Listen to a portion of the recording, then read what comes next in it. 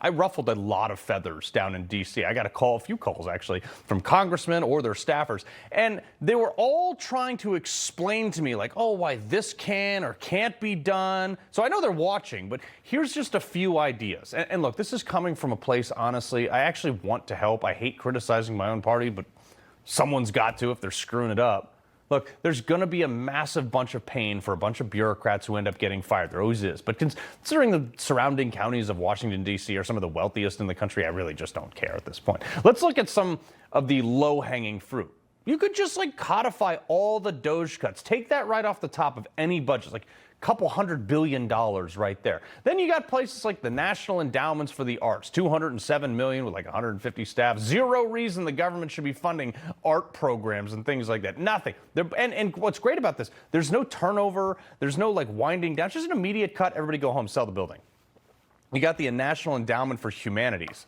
I never even heard of this. It's the same thing, another $200 million organization. There's a ton of these, like hundreds of these little agencies in the $100 to $200 million that are about as useful as nipples on a bull. Woodrow Wilson International Center for Scholars, what the hell is that? They just like give money to like write white papers about stuff. African Development Foundation. How about we use that money to fund and develop Detroit?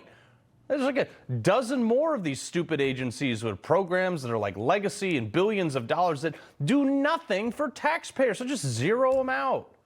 But I want to get to some big stuff here. The Department of Education. Everybody who runs is like, yeah, this is great, it's bad, we got to do this. And a lot of folks on Capitol Hill right now promised that they would get rid of this. Donald Trump did too. There's $238 billion. Now we're talking.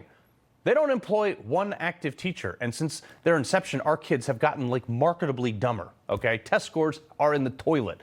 NOAA, here's another one, folks. This is the weather group, okay? $7 billion or so for this. Look, this might have been needed in the 70s when it was created, but now we have more advanced weather on like our watches, on our iPhones, provided by private companies. We don't need NOAA anymore. Oh, Carl, we can't cut that. Yes, we can. We can cut whatever we want. He loves the Constitution. He fights for what's right. He hates the bad guys. He's a freedom warrior. He's your freedom warrior.